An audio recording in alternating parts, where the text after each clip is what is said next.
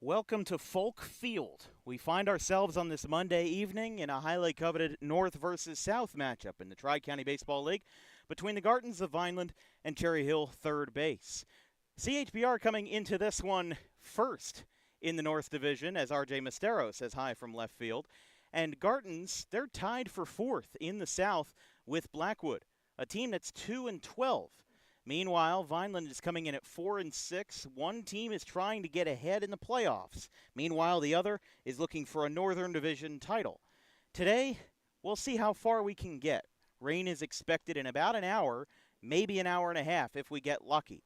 But the starter for CHBR is former Pittman grad and Salem Community College grad Aiden Huey. Meanwhile, we've got a whole lot of interesting talent from both sides tonight. And for Vineland, we'll introduce them right now. We don't have proper starting lineup graphics for the evening. However, we will have Joey Peacock of St. Augustine in left field, Anthony Charles in right, Ryan McIsaac is the shortstop batting third. Darren Fisher is the center fielder batting fourth, Josh Herner at third, Ryan Lagarina at second base, Jack Peacock is the DH, Tim Search at first, and Cameron Ward is the catcher. Logan Ruga, another St. Augustine alum, is on the hill at the pitcher spot this evening. So again, we'll get started with Joey Peacock, the left fielder. It's just about 87 degrees at first pitch, and again, we have a flash flood warning in effect going throughout the night as Aiden Huey, the commit to Barry University in Gulf Shores, Florida, just outside of Miami, gets a swing and a miss to Peacock, and we're underway this evening here in Cherry Hill. And again, as you mentioned, Dan, two teams that are really trying to do a whole lot of different things. For Vineland, they're trying to claw their way back into the playoff race, whereas CHBR is on top of their division and looking to keep extending their lead. Well, this ball's hit well out towards center field, going back to the warning track. It's gone! How about that for a leadoff hurrah? A home run to dead center field, and the train horn almost acts as a Liberty Bell out here in Cherry Hill. Vineland with a home run to dead center field, and the Gartons lead this thing 1-0 right away off of Aiden Huey. Out to dead center field, and the St. Augustine alum Joey Peacock gets himself a homer to center, bringing up now Anthony Charles, the right fielder. Leadoff shot. And the first pitch from Huey now is going to hit Charles. Got him right in the kneecap. And Charles kind of walking it off there. He's not doing all that hot right now. He's having some trouble. I think that got him right on top of the kneecap. I mean, it's not like it gets you in the thigh where there's a lot of fat and there's a lot of meat. When it gets you right on the kneecap, sometimes you're hitting it right on the bone. And that could be a very, very painful situation. As now we get it to the number 3 spot in the order for Vineland, Ryan McIsaac. Player that we've seen a notable amount of times across the 3 seasons that we've covered Tri-County Baseball. And it looks like Charles is okay. He's going to stay over at first base. But you're right, Dan. Getting hit in a spot like that right around the knees is never fun. And Charles, a guy in the outfield, has a pair of wheels on him. We'll have to see if it keeps him from moving on the base paths. Yeah, we'll see what it's able to keep him doing here, because in this situation we're thinking about how he's going to be able to resume and how he's going to be able to navigate that injury. But right now, he seems to be okay.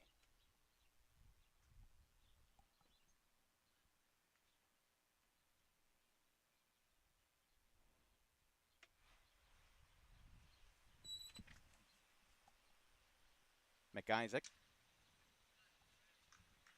There's a strike called, looked like. 2-2 the count. McIsaac and then Darren Fletcher, the center fielder for Vineland. Gets a piece of it foul.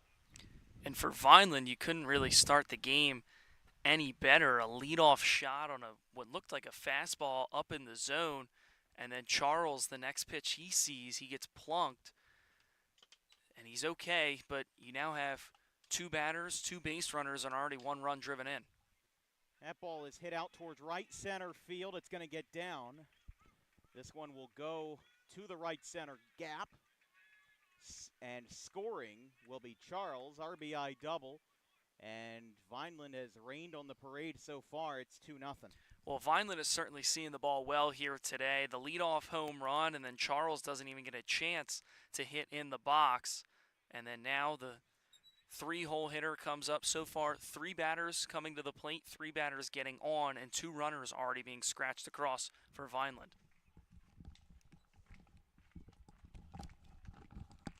Strike called, and it's 0-1 for the fourth batter of the game for Vineland. Again, that being Darren Flesher. Josh Herner will follow in the 5 slot, but a home run to center by Joey Peacock, and then a hit by pitch and an RBI double have really complicated CHBR's plans here with Aiden Huey starting. Again, he's a Pittman grad, class of 2022.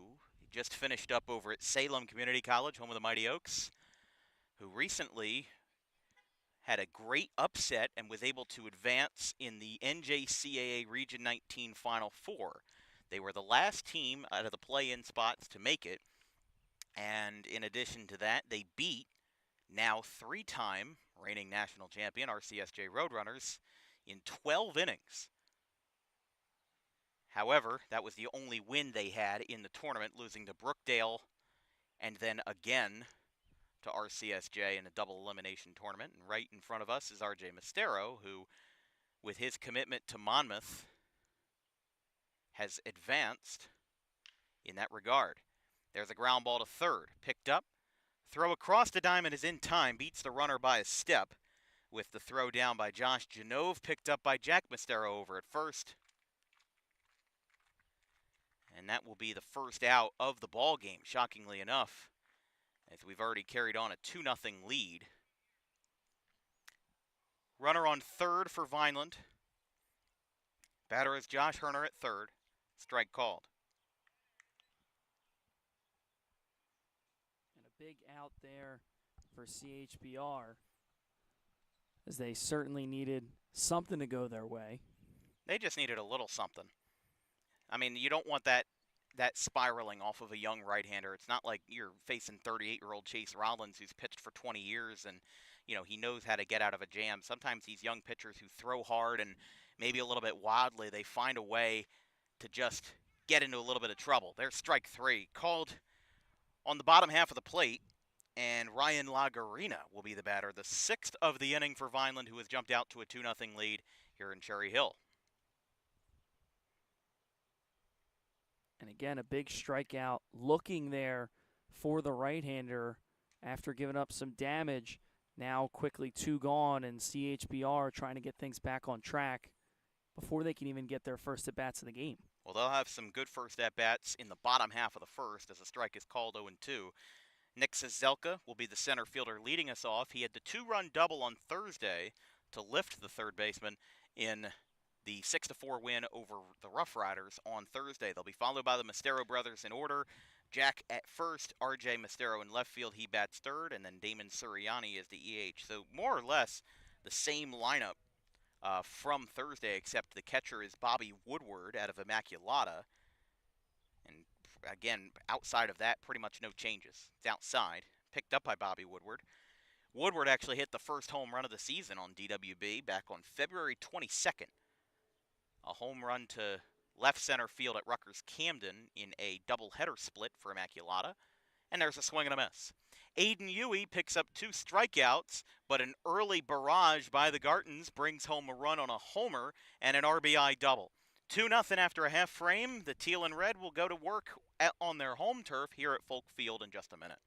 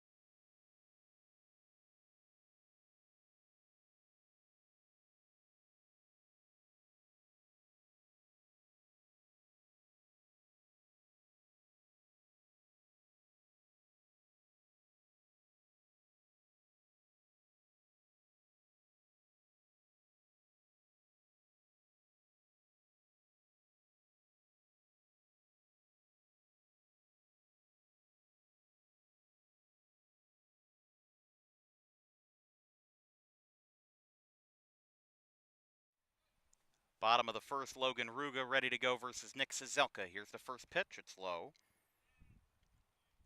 1-0. Cizelka, Jack Mistero, and RJ Mistero. First three for CHBR in the bottom of the first. He'll be followed by Damon Suriani, the EH. Nick Turnage of Immaculata, formerly of Haddonfield, the DH. Josh Junove is the third baseman batting sixth. Then Thomas Carroll is the right fielder batting seventh. Bobby Woodward of Immaculata is the eight-hitter batting eighth as the catcher. And then Cole Dawson at short, and John Rorick, again formerly of Kingsway, rounds us out in the 10 slot. A little bit of dirt kicking up there. Again, Cizelka had the two-run double in the top of the seventh to push CHBR over the finish line and beat a very good Rough Riders team. Strike is called.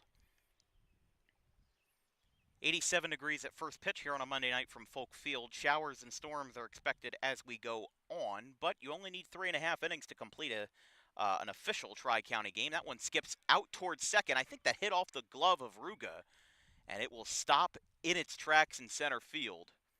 A base hit to start off the action this evening,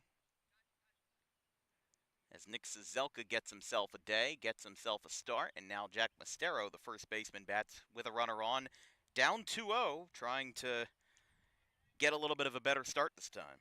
It certainly wasn't the greatest start for CHBR. First three batters that came to the plate reached, and then two of them scored, but they were able to bear down and hold it to a minimum. And now, with the leadoff base runner of their own, trying to make some magic happen and get back into this game here in the bottom of the first inning. Yeah, right now I think what they're trying to figure out is, as we get deeper and deeper into this game, is how do you get runs on a field like this, and how do you get runs in a situation like this where every batter matters, every inning matters, because the faster you go about this game, the closer you can get to it being official. So that's where we kind of stand right now. I mean, listen, this is a league that runs off of a points system. Yes, wins and losses and ties matter, but not explicitly for, proportional reasons. In this league, a win gets you 2 points, a loss gets you a half a point, a tie gets you 1 point, and a forfeit gets you 0 points.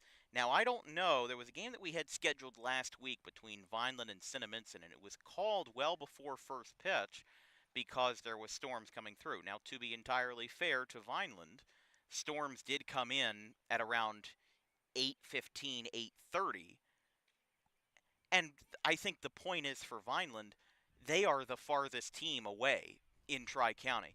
They're kind of like the Seattle Mariners of the Tri-County League. Everybody is far for them. Every road trip is a long road trip for Vineland. And today they're probably traveling upwards of an hour. That's a grounder out to short. This could be two. He's safe. I don't know why they threw it to second. Get the easier out at first with the slow rolling grounder, but now Mistero gets himself aboard, and now his brother RJ will bat, looking to turn the tables and turn the tide for CHBR. Well, that one was a slow rolling ground ball, and the shortstop looked like he had some trouble with it off first glance. Still thought he could go to second to get the lead runner, but now everybody's safe for CHBR, and they're in a good situation to try and get themselves back into the game after giving up too early. Here's the pitch from Ruga. That one skips off and out of the glove, but it'll stay outside. 1-0 to Mistero. Jack and RJ, both brothers and both alums of Gloucester Catholic. Jack Mistero, at the moment, uncommitted. I don't think he has publicly announced his commitment. And then RJ Mistero, 2 fantastic years at RCSJ Gloucester, now taking his talents to the Monmouth Hawks in September. And then Damon Suriani, another Gloucester Catholic grad, will follow. And then Nick Turnage in the 5 slot, the DH out of Haddonfield. By the way, I wanted to give if you didn't see it on our Instagram, a quick shout out to the 3 players who were drafted out of the Major League Baseball draft that have appeared on Dan Wilkins Broadcasting. Caden Bodine out of Haddon Heights was selected 30th overall, as there's a ground ball. This could be 2. It's a high hop for 1 on the first. It is safe. Unless they were able to, no, they were able to turn 2. Didn't see the umpire's call. It looked like he called him safe, but our vantage point from the outfield proved me wrong. That is a 4-6-3 double play, so they make up for lost time after failing to turn the last double play, and now they get one of their own to get the second out on the board here in the bottom of the first. And that was a tough play right there. A really awkward hop off the infield grass to the second baseman, but he's able to get the flip, field it cleanly to second for one, and then the throw just in time over to first to turn the double play. And that one much needed there for Vineland as they had some runners on the base paths. That one missed. Fastball to Suriani. I mean, Mostero is a pretty quick bat. I mean, he's got incredible power, but at the same time, he can bust it out of the box for a three-hitter pretty exceptionally well and can beat out some balls in the infield. So that definitely looked like it was a close play at first. One thing that's going to be interesting if you're either scoring the game at home or if you're maybe a CHBR fan who likes to score the game as well, because the home team obviously by default gets to score. That'll be a walk to Suriani. That play by Jack Mostero, where they could have turned two, but the shortstop flipped it to second, that should not be called an error. Instead, that should be called a 6-4 fielder's choice. And I've been trying in the last couple of months to explain more scoring decisions in baseball. And one of the things that's important is that, as Turnage takes a strike that time, is that on that specific play, it cannot be called an error because the attempt was made to get the out at second. It was fielded cleanly. It was thrown cleanly. However, the batter just beat it out. And whether you want to talk about fielding mechanics being slower or whatever, got another swing and a miss by Turnage. By Major League Baseball rules, that should be scored a 6-4 fielder's choice, even though no out was recorded. You can record a fielder's choice, and very often it happens, with no out recorded. So there's your little baseball tip of the day. And the only reason why I say that is because, I mean, how many times do I open up the Game Changer app and see scorecards that are wildly different than mine because of people not knowing how scoring works in the game of baseball? Whatever, that's my pet peeve. It's 2-2 to Turnage. But we have a single, and again, it should be a 6-4 fielder's choice, and then a 4-6-3 double play, followed up by a walk to Suriani, who takes first base here. So runners on the corners, and two away. At the knees for a strike. Looks like we got two strikes on Turnage now. Next up for CHBR will be Genove if the inning continues. Ruga ready to go, and he delivers. This one is hit well, but it's up in the air and playable. Going over is the right fielder, Charles, and he makes the catch side retired. CHBR in a complicated first inning leaves two runners on. They get a hit and a walk, but a double play breaks it up, and a fly ball ends the threat. We're through one here in Cherry Hill as we're trying to beat the rain today, 2-0 Vineland.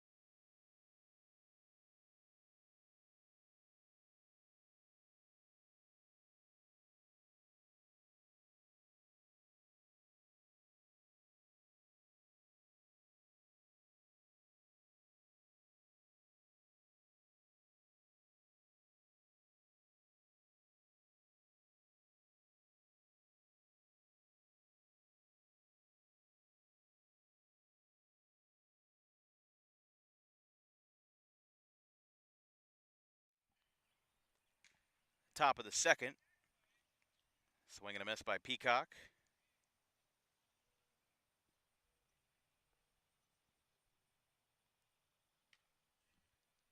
And for Vineland here, it's got to be important. You got off to such a great start, but CHBR was able to bear down and get a couple outs in a big spot to really kill the rally they had going on in the top of the first. And you can't take your foot off the gas because CHBR had some runners on and a double play and a fly out were able to get them out of the jam.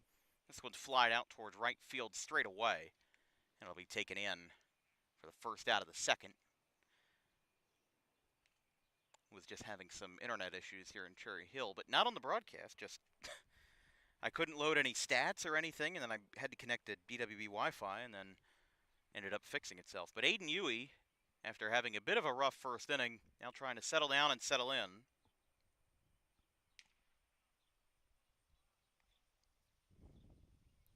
I think it's tough for the confidence of the pitcher when you get hit around early. I mean, the leadoff solo home run is obviously a bit of a hit to your confidence, and then you give up another run, a hit by pitch. But credit to Huey, he was able to really settle down, get a couple outs, and now just hoping to have a quick inning with an offense that found ways to get on, but just the double play was really the killer in that inning for CHBR.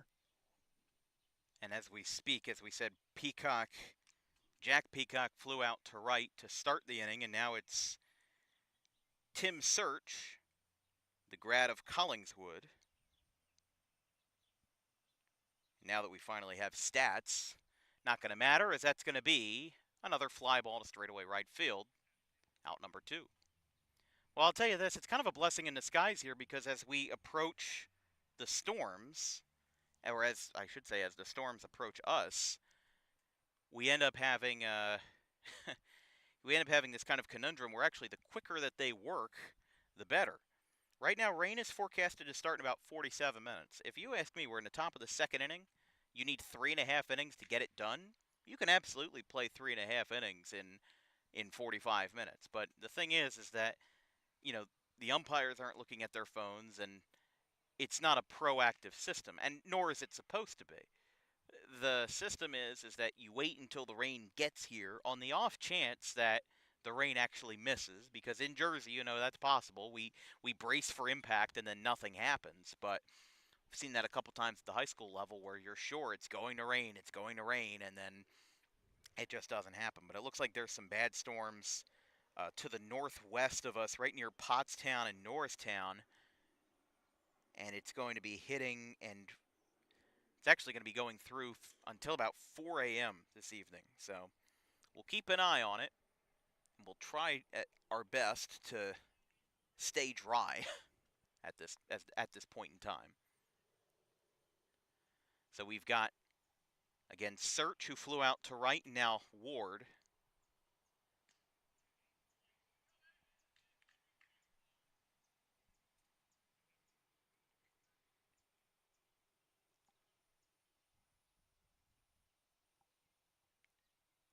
Connor Ward is the catcher. There is a Cameron Ward out there for Kingsway.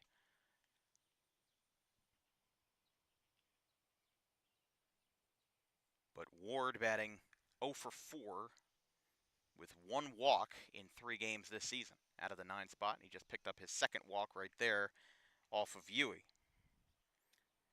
I think the good news is, though, now you turn it back over to the top of the order, and you have Joey Peacock, who, well, just had his home run to center field earlier. But that was his first home run of the campaign. Going 6 for 19 to start out his 2025 season out of St. Augustine Prep. Runner on first, 2 down after 2 flyouts to right, and a strike is called.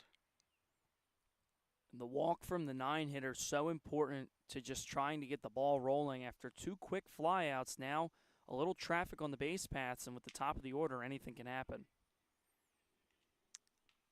And especially now that we're talking about this kind of race against the clock, especially considering that this field doesn't have proper lights as well. It's one of 3 Tri-County venues to not have a full lighting system. The other 2 are fields that we've already visited this season in our coverage, which would be Washington Township High School, which hosts the Senators in the summer, and then Runnymede Babe Ruth, which hosts the South Jersey Grizzlies. There, strike 3. Second inning in a row that Aiden Huey picks up a strikeout to retire the side. This time the damage is much fewer. Just a walk and 2 flyouts, and the inning is over. We're through an inning and a half here at Folk Field, 2-0 Vineland.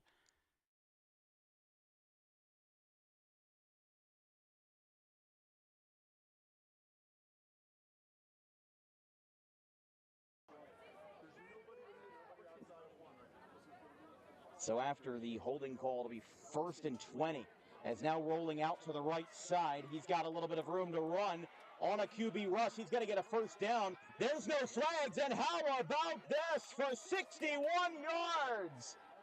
Anthony Gaetano with a QB rush that works to perfection. He hugs the sideline, and Anthony Gaetano gets the scoring started for the Redhawks at 7-6.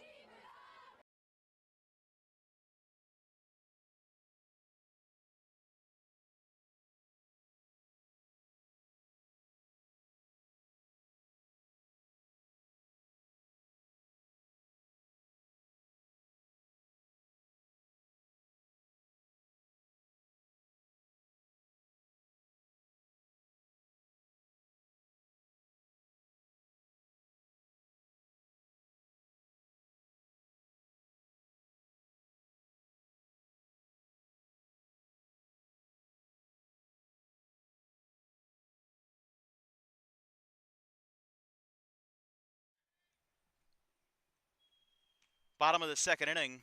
This broadcast is brought to you by Harper Driving School. Over 90% of students who take their New Jersey Street driving test with Harper pass on the first attempt. If you like those odds, you can book an appointment today at Suite 4 of the Total Turf Complex in Pittman, 614 Lambs Road. Flied out towards the first base side, trailing towards foul ground. Who's got it? And it goes out of play.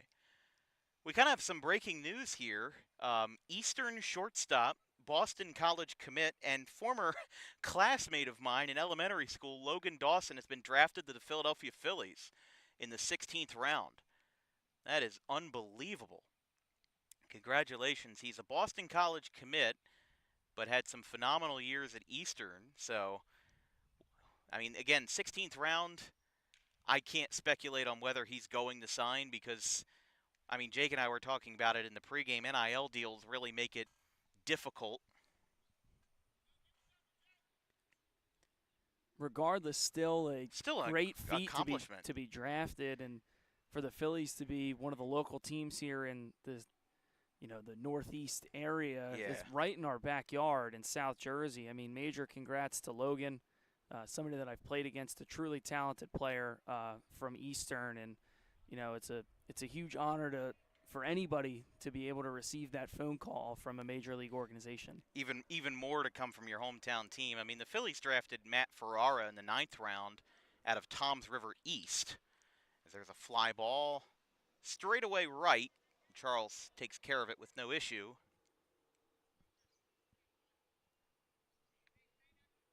So the batter will now be, following Genove, will be Carroll. So Carroll and then Woodward, who, Jake, you said is a former Sterling product, who is currently at Immaculata. First pitch is high and away to Carroll. I believe Woodward was with Sterling for a few years, transferred out to, I want to say, Gloucester Catholic. It's where a lot of them go. And considering, it wouldn't be surprising considering all of the GC products we've already seen. Jack Mistero, RJ Mistero, Damon Suriani, among others. Yeah, but I was talking about Frank Chiron, the lefty from Delsea, who got picked in the 2nd round this year by the Brewers. The Brewers also selected a Jersey pitcher in the 2nd round last year, Chris Lavonis, out of Christian Brothers Academy, but he didn't sign. He actually, he skipped that,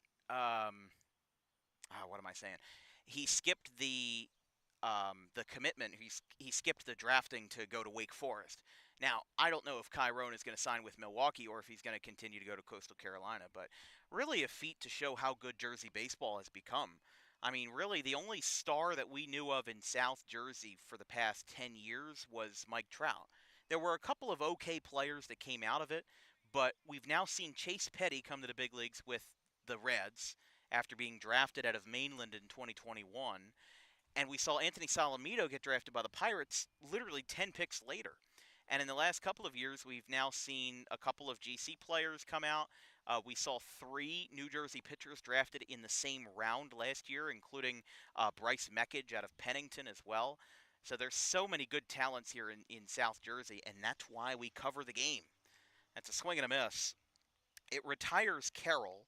It's the first strikeout by Logan Ruga for Vineland, and now the batter will be Bobby Woodward, the catcher, who has homered on this field many times before. In fact, he probably hit the longest home run I've seen in Tri-County ball. He hit one over the parking lot just beyond us in left field and hit the second patch of grass. Right behind us is the Cherry Hill Township Municipal Building, home to about 72,000 people. The town wasn't even named Cherry Hill until about the 1960s, when it was renamed from Delaware Township. But to give the town a little bit more of a unique identity, Cherry Hill ends up now being named. I believe it was right around the turn of the decade in the late 50s, early 60s that it was named. Because when Cherry Hill High School West and East opened, they were known as Delaware Township High School East and West. But the interesting thing is that Cherry Hill doesn't really have like a city center. They have about the same population as a town like Reading, Pennsylvania, about 75,000, but it's pretty much all suburbia. There's no downtown Cherry Hill unless you want to include that shopping center that's right across the street from the mall. But it's mostly a business town, and it's mostly a commercial town that's got a lot of suburbia in it, but not much of an urban sprawl. It's much more of a suburban spread that they have here in Cherry Hill. But it will be a free pass to put a runner on for Woodward. And now Dawson will be the batter in the 9 slot for CHBR. 2-0 Vineland here in the bottom of the second inning. They will have a courtesy runner. Can't catch that jersey number, but it looks like it's Thomas Carroll, which makes sense because they usually default or revert to the last batted out.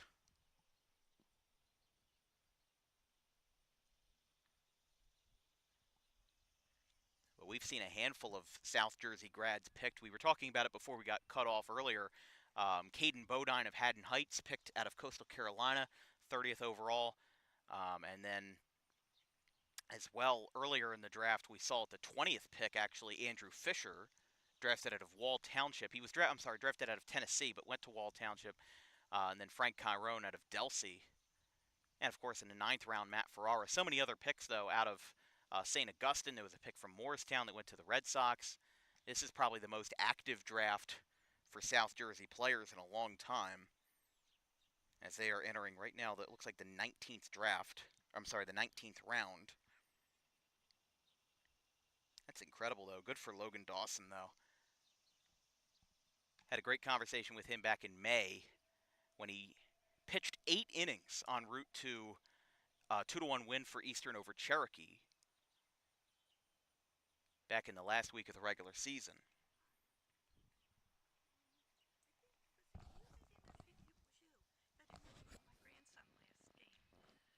Elka? Yeah. Is that going to be in a newspaper too? No, it's just for our YouTube page. YouTube. Okay, we did see it on YouTube, but we couldn't get his voice. We could only hear you a little bit. Thank you. That'll be ball 4. We really need an on-air sign to tell people that we're on the air. Dawson walks. Carroll to second as the courtesy runner.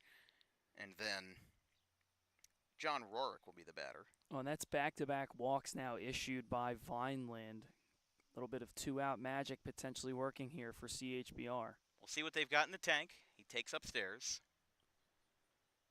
And as a hitter in this spot, you've had now A couple batters walked. You have to still look to be aggressive, but you also have to be smart because you can't go chasing if the pitcher is going to work consistently outside the zone. You have to have a keen eye and be ready to hit one pitch in one spot here if you're CHBR. And they've got to be taking things slow because, hold on here, that'll be a ground ball. The runner pauses, but a throw to second ends the inning. CHBR leaves 2 runners on, and we are through 2 here in Cherry Hill, 2-0 Vineland.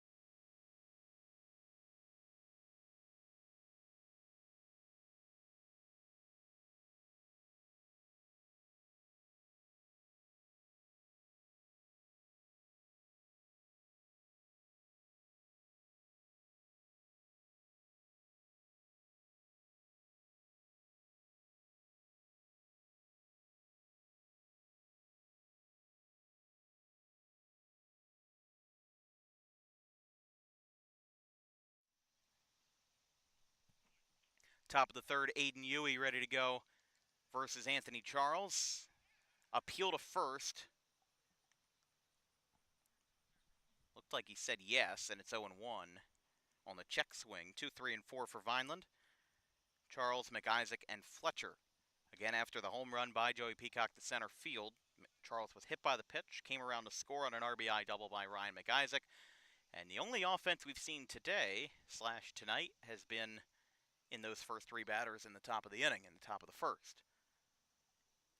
Well, and Charles was plunked in his first at bat. And he's going to get hit again. Or at least I thought. Well, it looks like they're sorting it out right now. And I mean, he was like grabbing at his leg. It looked like something hit him, unless he was a foul ball. It looked like he might have. He thought he was hit, but the home plate umpire just called it a ball, and it looks like he had his leg guard taken off, and that's why he was reaching down to put it back on. But regardless, I think Ant Charles is a player that you want to hit, and there's why. It'll be a base hit in the right field. Goes out towards Carroll, and he's got himself a leadoff single here in the top of the third. Well, we were talking about the MLB draft and Logan Dawson getting selected, one of several South Jersey guys that has been selected to that honor of having a chance to play for the Phillies. Again, not sure. I mean, maybe Dawson getting drafted to his hometown team affects how he feels about signing, because that one's going to be chopped high. It's going to go out to short. Little collision. Throw to first. Gets past Mastero. It's going to go down the line out into foul grounds, and it will move Charles to third. It's going to get McIsaac aboard.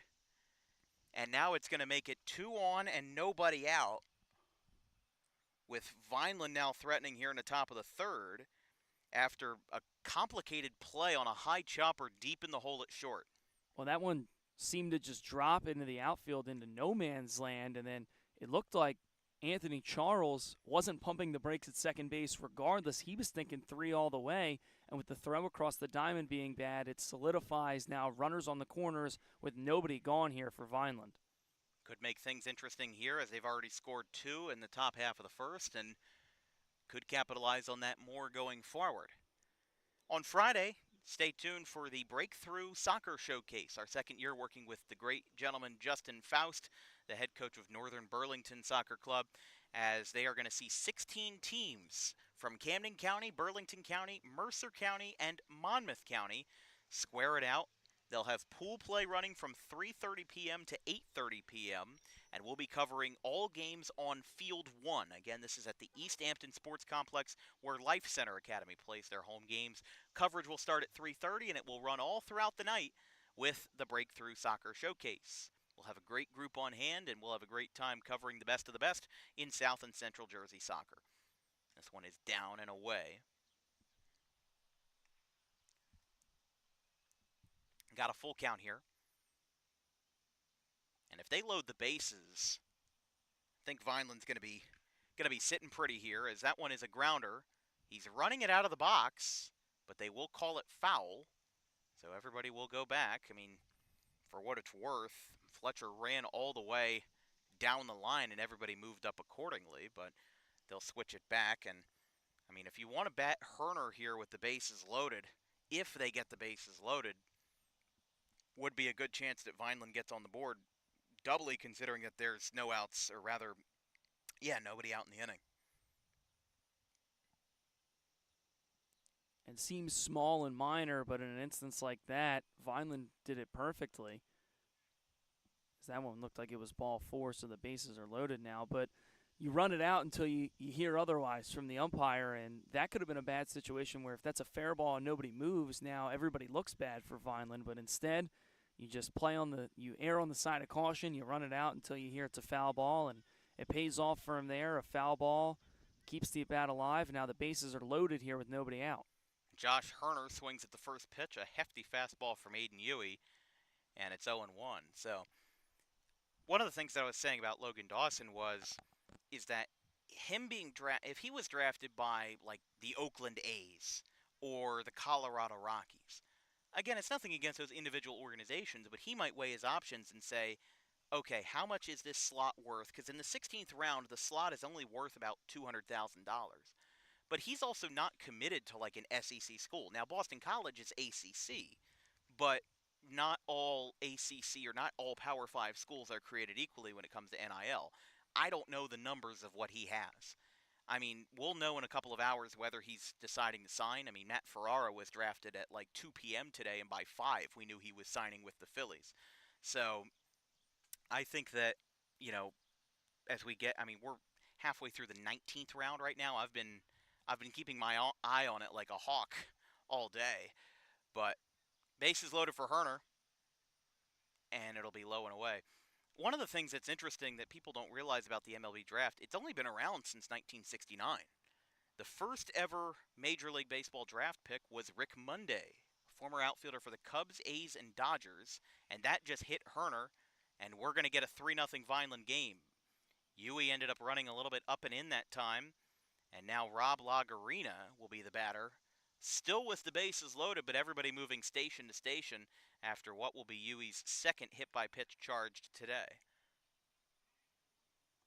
But like we were saying, the MLB draft being a strict 20 rounds, held at the site of the All-Star Game in Atlanta, it actually used to be a lot more. And I mean a lot more. If you remember the story about Mike Piazza, who was drafted in 1988 out of a college in Florida to the Los Angeles Dodgers, he was a 62nd round draft pick. Mostly because the owners decided that they're just going to draft guys until they don't have anybody else they want to sign. That's how the NBA draft used to be. The NBA draft used to be upwards of 15 rounds in the 60s and 70s. But then a owner protest ended up saying, yep, let's just shorten it and reduce it. This is it. Now, with the MLB, it was forced after COVID. The 2021 draft was only 5 rounds. 2022 was 10, and ever since it's been 20, and it's been capped that way. Oh, Lagarina wasn't expecting the strike 3 call. It did look a little low. He stepped back in the box, and the umpire punched him out. So now that brings up Jack Peacock with now one away here in the third. Not an easy situation considering Vineland has already poured on some offense here this evening. Well, and it was a nice job by Huey on the mound. A good pitch right around the knees, but an excellent job by the catcher to just stick the frame, to just hold it there for the home plate umpire to see where that ball really was. And He thought that one was strike 3. Lagarina disagreed, but the men in black here today ultimately have the final say. Agreed. Here comes the pitch from the right-hander. It's a ground ball out to short. Look at that leap from the runner going to third. What a play by Rorick as well. They'll get the one out, but not the second. Whole bunch of acrobatics. Thought I was watching banana ball for a second. The runner going from second to third leaped high to avoid the ball, and then John Rorick made a beautiful acrobatic spinning play to try to turn the double play swiftly, unable to do so. But instead it will be a 6-4 fielder's choice, or reaching Peacock but retiring Herner, as a strike is called to Tim Search to start this at bat here in the top of the third. 2 outs and a run already across, with 2 runners aboard. Well, and the runner running in between second and third has to leap to get out of the way, because if he's hit with the ball in live play, he's going to be deemed out in the base path. So doing himself a favor, and they get the out at second base. The runner at first is safe, and that brings in another run here for Vineland after the fielder's choice, which we talked about the definition of that a little bit earlier in the broadcast. Yeah, it's definitely, I mean, it's a much needed out for Cherry Hill. You don't want to come up with 2 outs and the bases loaded. You don't know how much damage it's going to do here. But now that you're trailing towards the bottom of the order, you got 2 on, and you've got 2 away. A nice athletic play by John Rorick, again, formerly of Kingsway. I remember seeing him in my early days of broadcasting high school baseball, and now just trying to ride it out with Cherry Hill. As that one misses, looked like that one had a good location to it, but unable to get the call.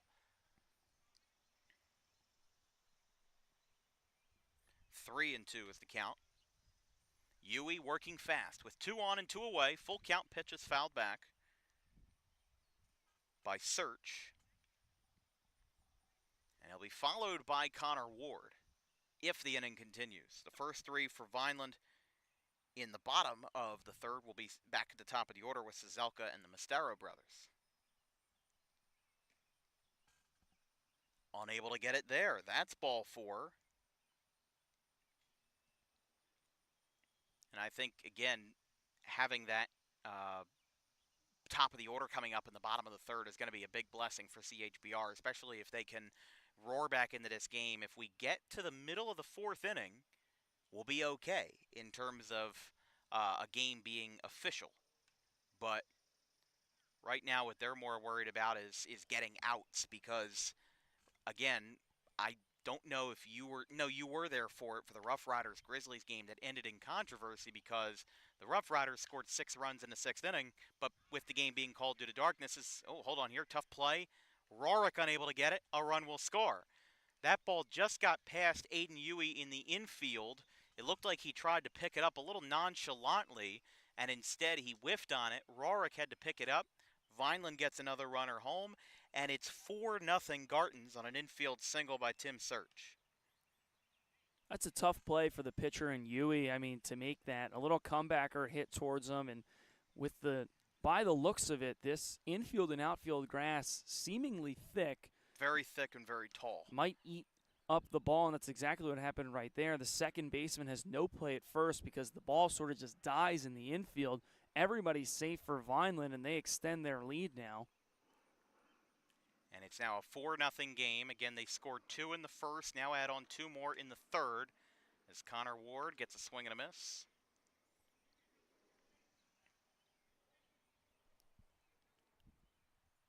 The 2 outs and bases loaded.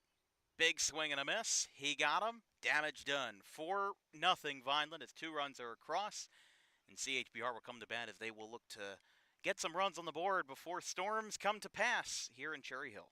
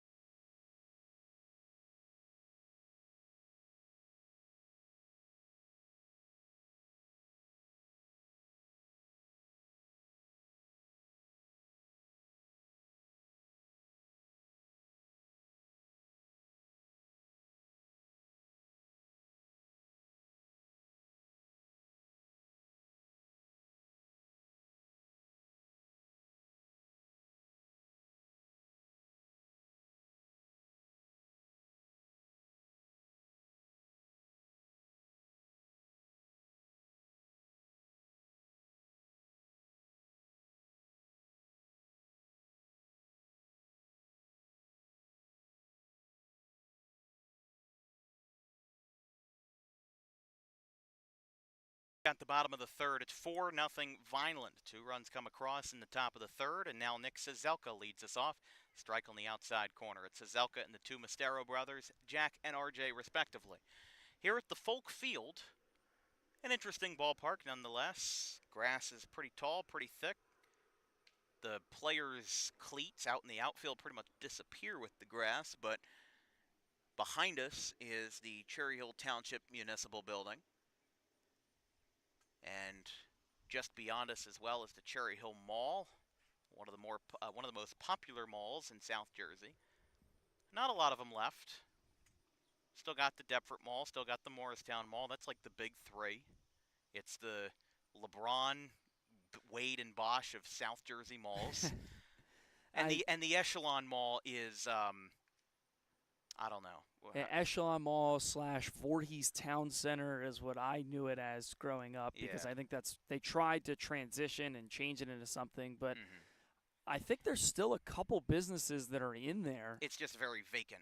There's a ground ball by Cizelka, third base side. It's picked up by Herner, and the throw crosses in time.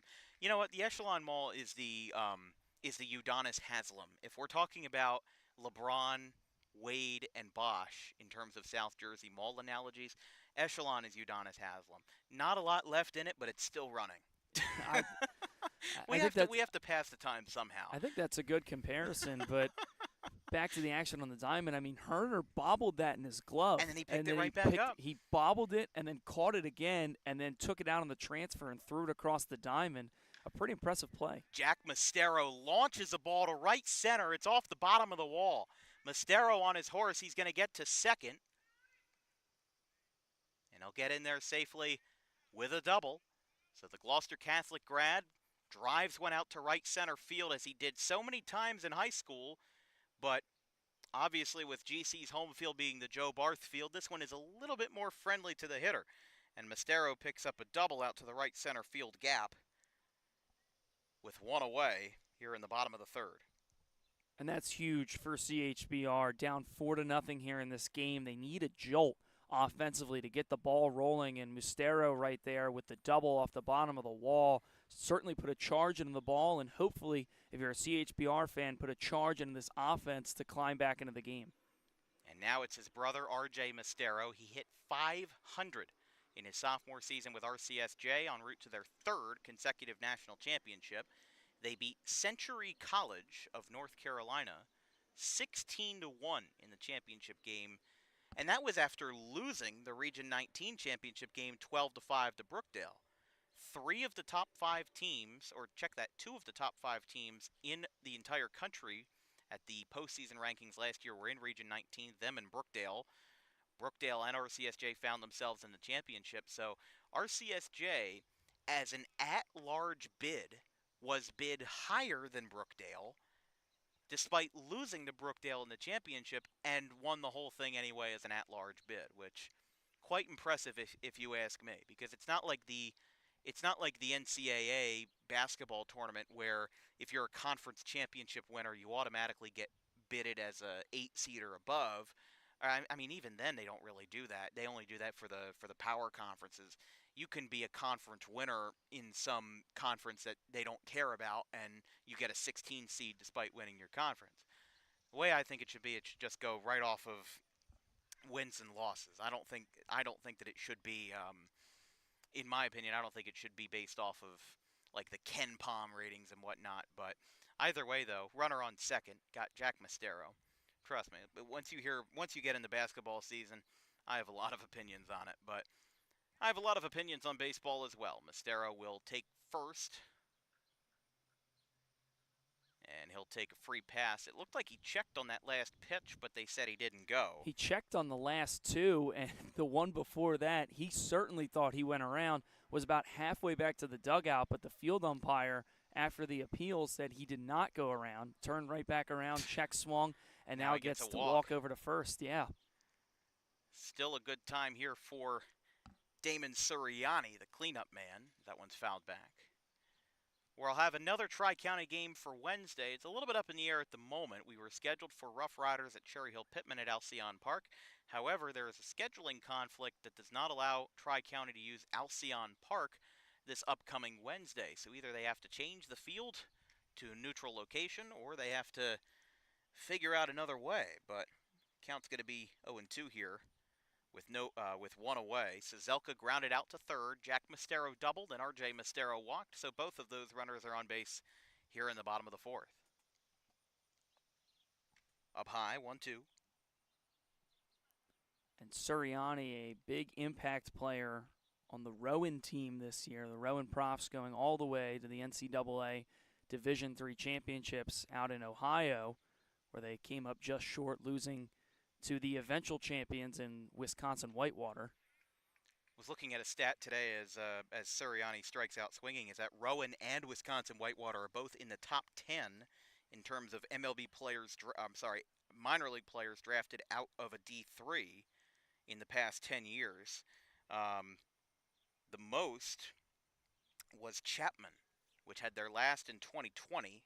This was dating back to 2000. Wisconsin Whitewater was third. It was Chapman with 13, Cal Lutheran with 11, Wisconsin Whitewater with 9, Keystone with 8, and then a two-way tie for fifth with Pomona, Pitzer, and Trinity, Connecticut. And then Rowan comes in seventh, tied with Cortland. They both have 6. And then the other ones with a four-way tie for 5, Amherst, Wisconsin Lacrosse, Trinity, Texas, and Montclair State up in North Jersey, also part of the NJAC conference. A little bit of trouble there. They'll throw back to first. Oh, we've got a pickle. Uh-oh. Well, now Jack Mastero's at third. They've got RJ in a rundown. Now nobody's covering second. He's going to get in there. And Vineland with a complete defensive breakdown. They both advance. And I'm not sure what was going on that time, but as the pitch got trapped in the dirt, Mastero started to break, and he braked just a little bit too long for the fielders to notice. They threw it down, they caught him in a pickle, and then somebody forgot to check second base, and he gets in there safely. Runners on second and third, and now 2 in scoring position for CHBR with Turnage at the dish. And that one for Vineland, a pitch in the dirt, had both the runners for CHBR sort of caught up. They threw to first, and that one's going to be out towards center field. It's going to drop. One Mastero brother will score, and a second one will hold at third. So RJ stays. It's an RBI single for Nick Turnage, and CHBR is on the board here in the bottom of the third. It's 5-1. And so that one big there for CHBR, a nice liner up the middle with 2 in scoring position. You get 1 across, and now runners on the corners here looking for the next hitter to come up with a hot bat as well as they are down on the scoreboard but looking to get back in it. Well, remember, at this point, the game is still not official with Genove batting. He flew out to right his first time, and you've got Thomas Carroll and Bobby Woodward the next 3. So it's Genove, Carroll, and Woodward. Still think that there's room for CHBR to come back, but, I mean, you're already running on a low time frame to consider the fact that this field doesn't have lights, but you're on an even shorter time frame to consider the fact that it looks like in about 15 minutes, there is a 90% chance of rain. And unless we are in the minimal 10%, we're going to get hit. The clouds don't even look that menacing, but, I mean, it's overcast right now, and they say in about 15 minutes it's going to come down. So we'll see what happens, and we'll see how far they can get, but they're going to have a quick 4th inning to make this game official. There's a ground ball out towards third. It shoots into left field. It's stopped by the shortstop. They throw it to second. The runner is safe, and a valiant play by the Vineland shortstop to get that ball in his glove and throw it from the seat of his pants. Ryan McIsaac. He didn't make it out, but he does make an effort. RJ Mastero scores. It'll be an RBI single in the infield for Josh Genove, and it's now 5-2 CHBR. It got by the glove of Herner, and then McIsaac with a great play, and the fact that there was even a shot for him to get an out at second was incredible. Just an excellent play, but unfortunately no out comes of it, and another run scores for CHBR. Now it's 4-2. Sorry, yeah, I got both of them wrong there. 4-2 that time in favor of Vineland, of course, as We move further along into the night at Folk Field. CHBR cutting the lead in half. They'll have 2 runners on, and Carroll, the left-hander, who put a drive into a ball on Thursday when we saw him versus the Rough Riders. Oh, strike 3 called. Looked like that one was at the knees. Carroll takes exception to it, and the inning is over.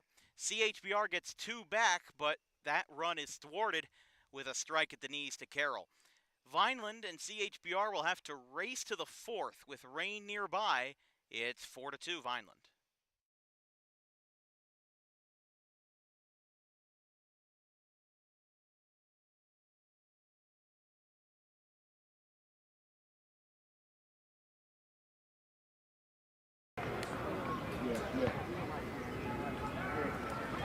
Jack Mastero, 2 for 3 with a strikeout, a double, and a single. Looking to play hero.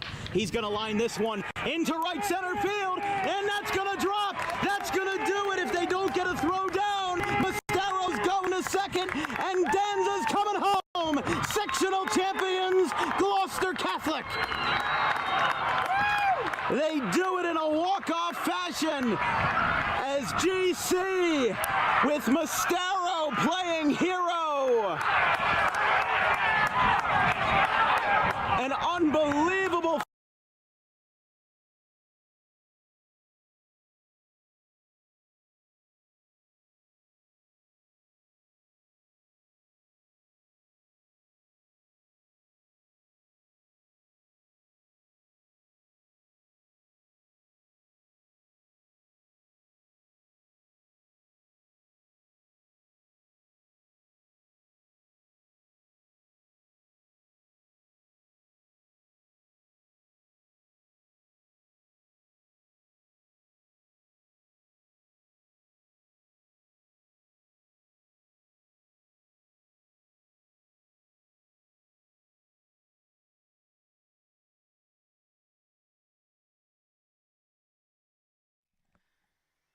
Top of the 4th inning. No DWB trivia time today, unfortunately. However, this broadcast is sponsored by Rowan College of South Jersey at Gloucester County. Keep your tuition low and keep your hopes high with top of the line, top of the cream of the crop athletic programs, and also state-of-the-art education right in Gloucester County. Become a prospective athlete of the Roadrunners today by, oh, hold on, that ball is crushed. Deep right field, it's up, it's back, it's gone! That ball was smoked like a Kansas City brisket out to right field. An absolute moonshot. He knew it off the bat. And Vineland in the top of the 4th inning, with raindrops now finally starting to come down, it's a 5-2 lead with a leadoff shot to right by Anthony Charles. And you talked about Charles being a key athlete on this team. He now makes it 5-2. Well, Charles is a player that, well, obviously he'll give you power, as you saw right there. He'll give you great contact, and he's a speedster out in right field.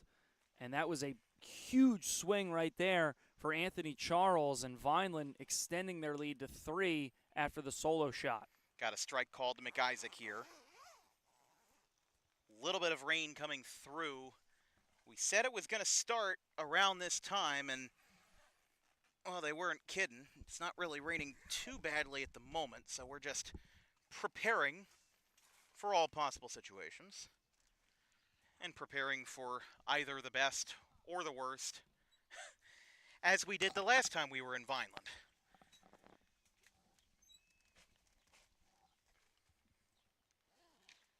That ball is hit out towards right field. That one's taken in. One away as McIsaac is retired.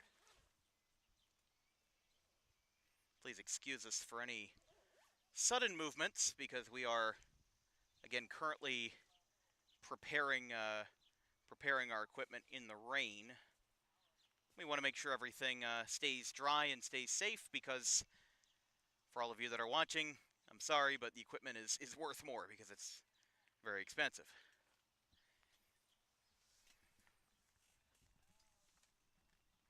I mean, Jake knows that very well working with Sterling and Channel 19 with how expensive all that equipment is. Yeah, equipment is not very easily replaceable, as the No. both of us know. Not unless you've got $1 million in your bank account, but yeah, please excuse us for just a moment as we fix a deal with our camera.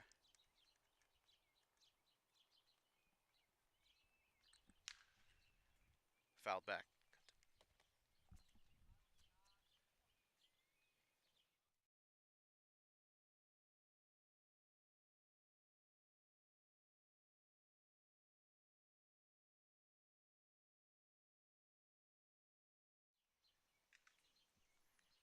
Fouled back again. Apologies for the brief break. Like I said, maybe some sudden movements, but we're working it out here in Cherry Hill at Folk Field.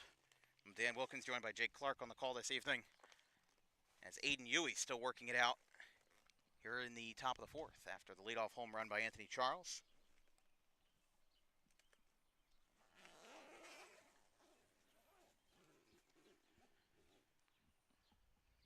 Nobody on, one away. Oh, and strike three. That's at least the third or fourth call we've seen tonight that a called third strike a batter takes exception to. As McIsaac goes down and Fletcher does as well. So McIsaac with a fly out to right. And now Fletcher with a strikeout looking brings up Josh Herner, who was hit by a pitch with the bases loaded. And now bats with the bases empty here in a 5-2 game. And again, with the raindrops starting to fall, looks like, as of right now, what we've got here in Cherry Hill is light enough to where the guys out on the diamond can play through it, but potentially more coming in. There's a ground ball sharply hit towards third. Throw across is in time. Side retired. Vineland gets a run after 2 runs scored for Cherry Hill in the bottom of the third. They get a run back. Solo shot to deep right field by Anthony Charles. Go to the bottom of the fourth as this game is about to become official in Cherry Hill, 5-2.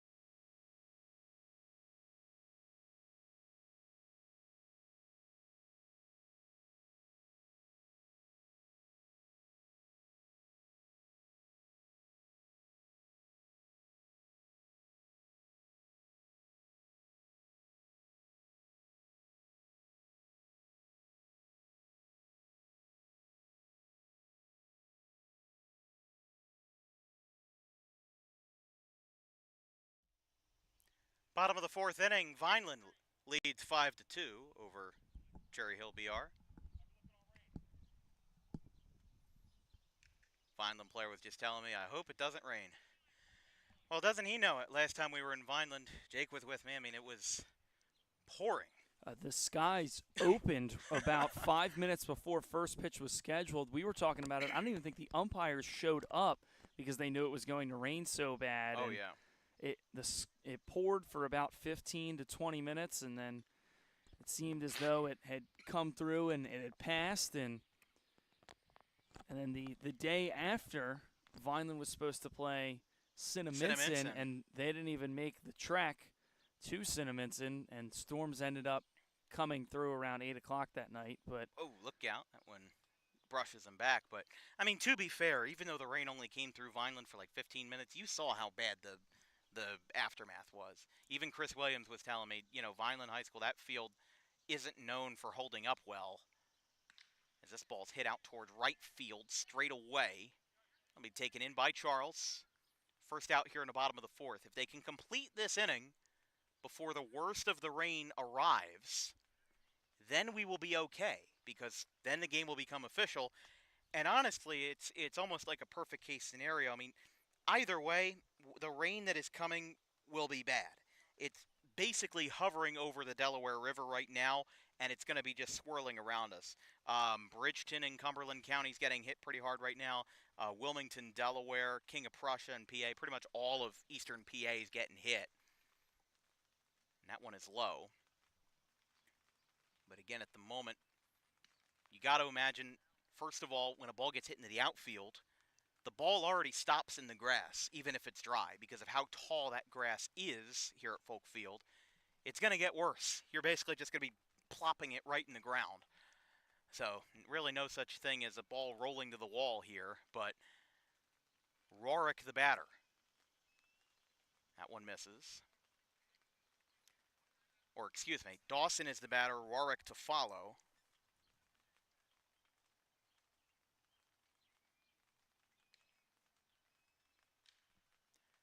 Ball skied foul down the right field line.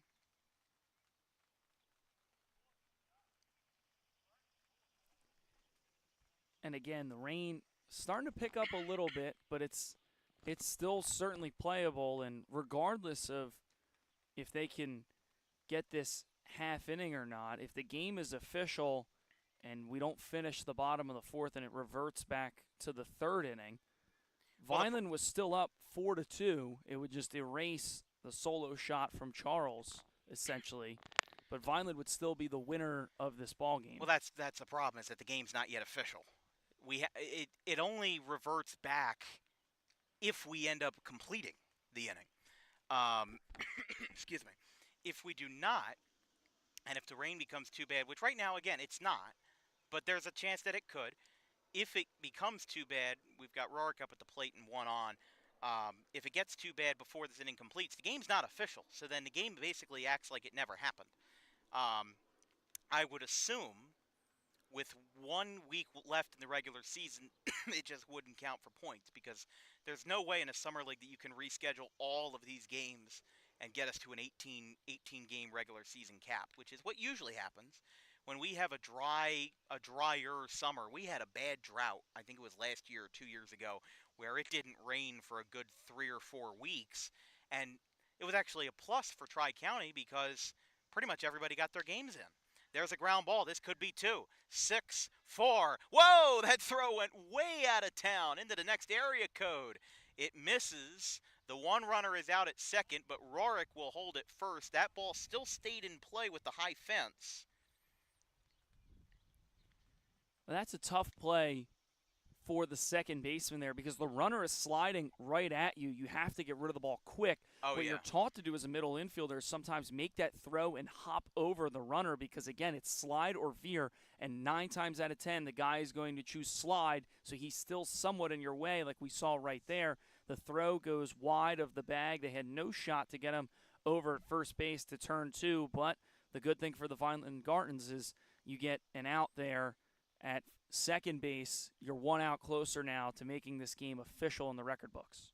Absolutely. That one is a swing and a miss by Cizelka with Logan Ruga still on the hill. There was a right-hander briefly warming up in the bullpen in right field for Vineland. So that was a walk and then a 6-4 fielder's choice. With now Cizelka batting, Rorick, the speedy second baseman, he's on first. There's another swing and a miss by Cizelka. Got 2 strikes on him now. And Turlinger is warming up, the side armor warming up in the pen for CHBR if we get to the 5th inning at all. Again, that's very much an if at this point. Depending on how bad this rain gets, that one's going to skip up and away.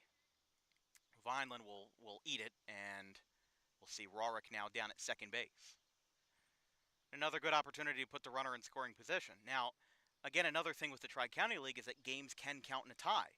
CHBR has one of them this year already. They're 7-4-1 on the season, and not to mention the fact that there are some teams that have multiple ties this year as well. They're not afraid to call a game in a tie if the situation calls for it, especially with curfews at fields. We've seen games go into extra innings and then get called due to ties. We've seen games get called in with ties and darkness. Well, first of all, there was only 2 ties in the entire league last year. This year, there's 8, including 6 of them in the North Division. The Grizzlies have 2, Camden has 2, CHBR and the Rough Riders both have 1 apiece. Strikeout for Ruga to retire Sazelka. We are official here in Cherry Hill. However, Chris Williams is hurrying up his players to get back to the dugout because they want to hit again. They want some insurance runs before the weather gets too bad. It's 5-2 Vineland.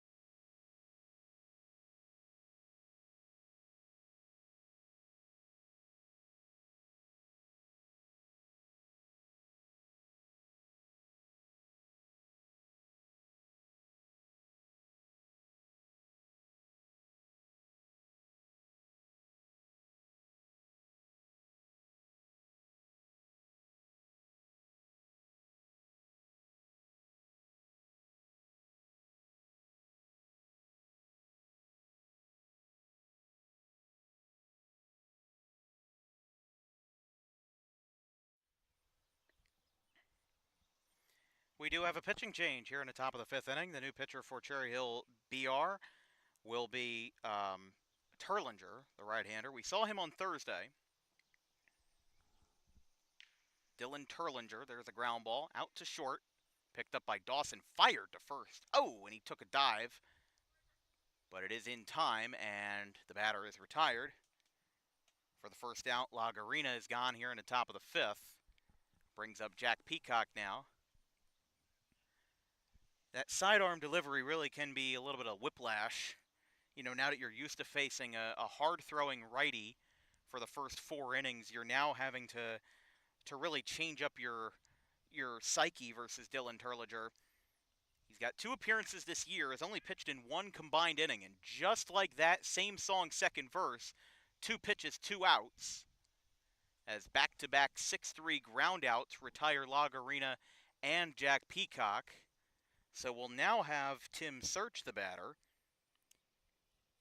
And the thing is, top of the 5th. the thing is a hitter when you go against somebody that's a sidearm pitcher, whether from either side, left-handed or right-handed, everything is going to bite just that much more. And so you have to be ready for a lot of movement, even on a fastball. As you saw something right there, it's going to have some tail, and the hitters have to be ready for that. Everything is going to bite, whether towards you or away from you, depending on what side of the box you're on and what pitch is thrown. Everything is going to have extra movement compared to somebody that throws over the top. Absolutely, and the the velocities also matter as well. You know, they're not going to be throwing as fast, and as you said, the movement's going to be a lot different. It's going to be a lot stronger, and that's why those guys are so well valued. Not just at this level, but also at the major league level, because they are incredibly valuable just because of how unusual they are. Now, we are seeing less and less of that. Like the typical sidearm guys I grew up watching, like Alex Claudio or Pat Neshek, I feel like they are kind of in a generation of the past, mostly because we are now focusing as development leaders, coaches are now focusing on velocity instead of movement. They don't care if you have a really good curveball, and honestly, they don't really care about command. They want to know how hard you throw. They look at the pitch tracks and they see, oh, this kid's throwing 96. Okay, that's great, but is he throwing it anywhere in the strike zone? At least 50% of the time. Because if he's throwing hard but he's not throwing strikes, there's no point in having him there. I mean, as harsh as it is to say, I disagree with how a lot of coaches and how a lot of organizations are developing ball players, because we're just teaching these ball players to throw their arms into the sunset, throw their arms into oblivion, get Tommy John surgery, and then pray that your baseball career comes back to normal. And there's too many careers at stake, too many careers that are being jeopardized for us to be doing that to these kids. That'll be ball 4. As Vineland gets a runner on with Tim Search. Handful of walks allowed by Yui and now Terliger today, but it is nice to see a side armor still around. Jack Subramanian had that delivery with Haddonfield when he played. I think he was class of 22 with Haddonfield, but he was a very important part of that team in the last couple of years before Justin Singleton took over and made a deep run in 2025. But here is Connor Ward, the 10 hitter for Vineland. That's a dribbler. Is it in play? I'm not sure. Saw some chatter out of the box. Ward ran it out. And now they're pulling everybody out. So that will be the third out of the inning. 2 6-3 ground outs and then one right in the infield there. That'll be scored 1-3.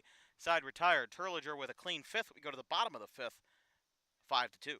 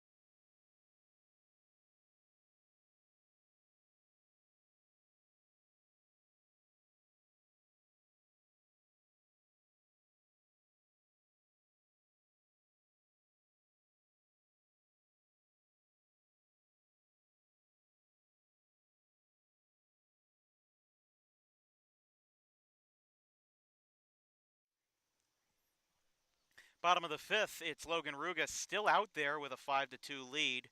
He faces Jack Mastero. A little bit shockingly, even though the clouds are looking threatening above us right now, we're not actually looking that bad. The only problem is that with the dark clouds, it's getting a little bit harder to see. And with that, with the game being official, I don't know how much the umpires are willing to risk things. After all, this is the same group of umpires that was around last week in Runnymede, in that controversial game that ended in 6-3 Grizzlies. They may be a little bit more proactive. I mean, they might just be waiting for this rain to go over, because we're not sure. I'm honestly not sure what's going to happen. I'm looking at the clouds. They're moving quickly. All the signs are there that it's going to hit, but I'm not sure.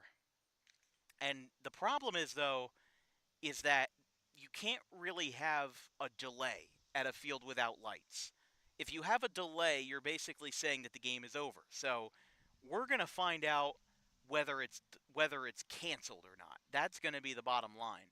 Because if you have a lightning delay, by rule that's automatically 30 minutes. Well, let's say lightning strikes right now.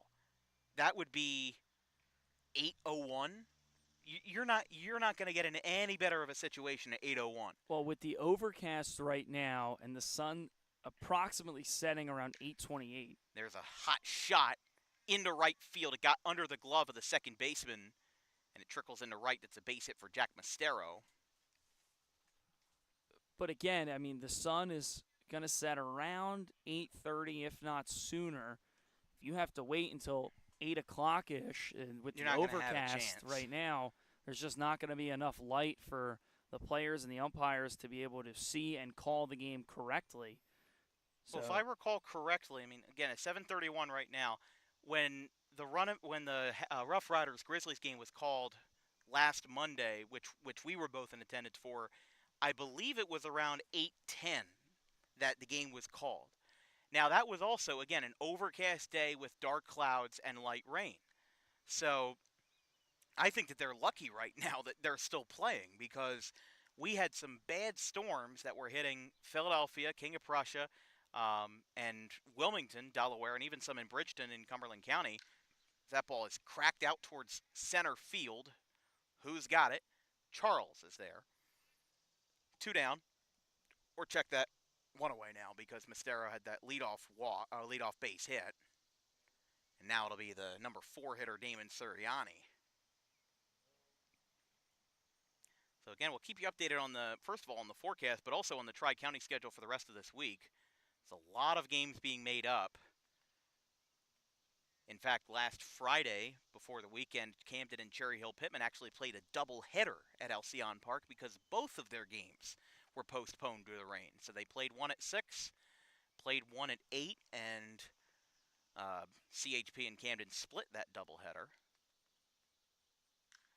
Both fouled back by Suriani. Even I'm having some trouble seeing it, but again, it's a byproduct of the fact that that we're far away. We're not behind the plate, but you can't really see behind the plate either, because you can see the padding back there. It's a little bit too high for us to get our cameras over, as that one is low.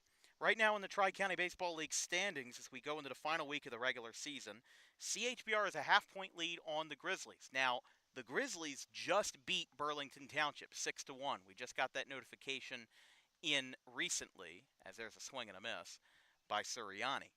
But they are a half-point back. Rough Riders are 1.5 points out of first, and CHBR is in the lead with 19 points with an 8-4-1 record. Camden is in 4th, Burlington Township is in 5th, and then the Pine Barrens at 4 and 9 have 11.5 points, rounding out the bottom of the division. Outside, couldn't get that one to go.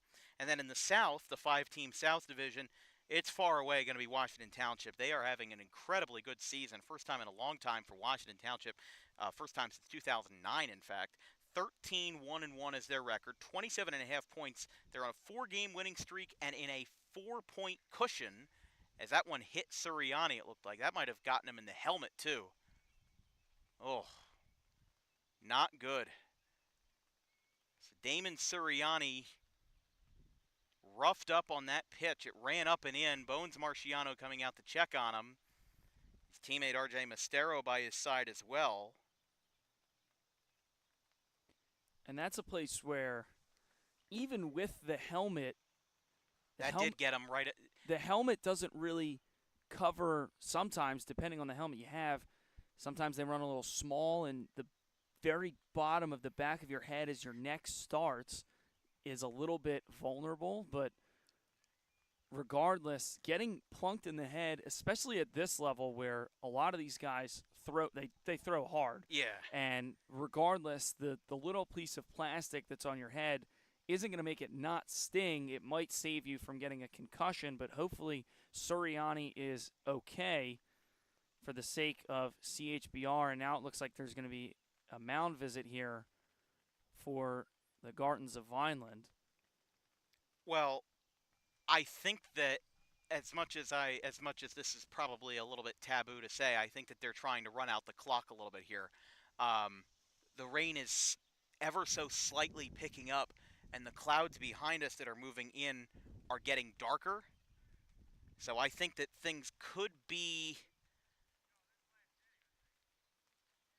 And the left fielder just told Anthony Charles he thinks this is the last inning. So I'm not sure, but I mean, listen, you've got a 3-run lead. Just even though there's no clock in baseball, you kind of have to run out an imaginary clock in this league because this is the third venue to not have lights. Washington Township and Runnymede Babe Ruth also do not have lights. So in this situation, I mean, what do you say? You say, listen, we've got a 3-run lead. If we make a pitching change, that shaves off another 2 or 3 minutes. Is it a little bit taboo? Yes, but teams do it all the time, and that's what they're going to do. And also, I should say now, I believe that they are running for, they just put in a runner for Sirianni at first. So that might not have been the delay at all. It might have just been making sure that Sirianni was okay, because the way that I saw it on the replay, it looked like that it hit him right in the bottom of the helmet, and it may have clipped the back of his neck, which again, even if that helmet protects you, you're still going to get rattled by it. You don't get punched in the head and, because you have a helmet on, you're not going to feel anything. You're still going to feel something. So again, they're going to be figuring some things out as it's continuing to get darker and darker as we move along. Yeah, the wind is starting to pick up. The clouds a little bit more ominous in the sky. Sky getting darker, and regardless of whether the rain comes or not, it certainly looks like it's going to come here in Cherry Hill. But as you can see the clouds there on your screen, they are rolling in. This is about how dark it is on our cameras. Maybe it's more like this. But we actually have to increase the lighting so that all of you viewers at home can actually see what's going on. I can barely see anything. And again, this is the same thing that happened last Monday with the Rough Riders and the Grizzlies. The lights have actually turned on in the Cherry Hill Township parking lot. Yeah, the street lights are on now. Again, there's no lights at the field. Strike 3. Turnage is down on strikes. That's the second out. They may be just trying to ride this out. Are they taking out Ruga? They just need one more out. And we'll see what they've got. Ruga comes out of the game. They only needed one more out to, I guess they could have just called it after the 5th, but they're deciding not to. They're bringing in a new pitcher. An odd move, but Vineland will get to do it. And in the bottom of the 5th inning, we've got a 5-2 Vineland lead.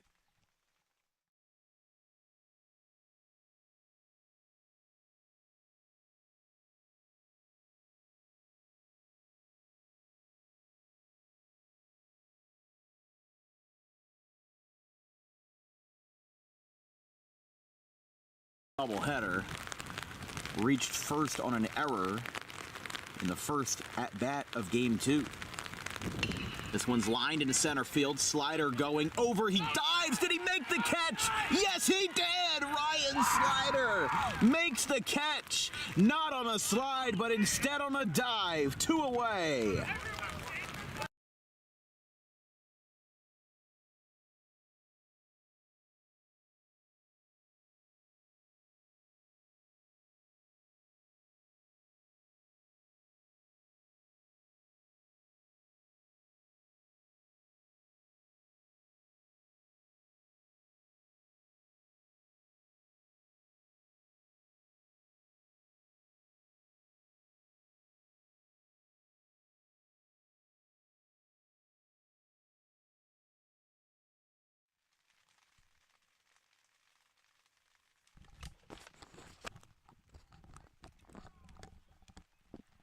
New pitcher for Vineland. They do get a strike called to start the at-bat.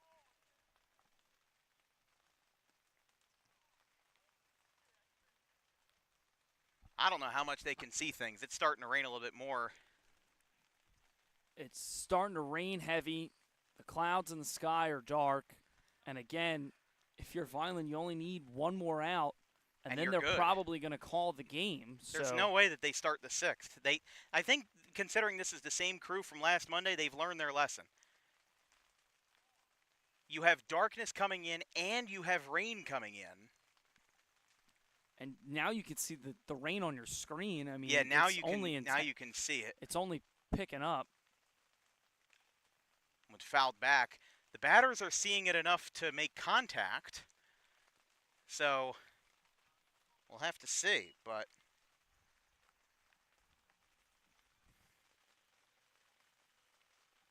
right-hander is set. Runners are on. It's picking up even more. And that will be low. After this pitch, we're going to move our camera inside the rain-protected tent to keep all of our equipment safe. Might not matter, though. It's a grounder to short. Throw to first is in time. And the question is, I don't think they're going to continue. CHBR is coming out of the dugout, and Vineland is as well. That's the ball game. 5-2. Vineland wins this one. A huge break for Vineland, because now with CHBR losing and South Jersey Grizzlies beating Burlington tonight, the Grizzlies are going to take first place in the North. They are going to call this game after 5 innings. We do get a full game, though, without any controversy.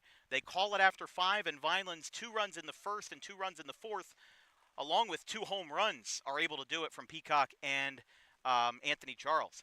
So we're going to shut everything down, and we're going to get out of here. It's 5-2, the final in 5 innings. Can't believe that they got this game all the way through. From our entire crew, our social media coordinator, Haley Mejia, our graphics crew, Gavin Van Rel and Caleb Lane and Carson Ross, and my producer and color commentator, Jake Clark, I'm Dan Wilkins. We will see you Wednesday night. Have a good one.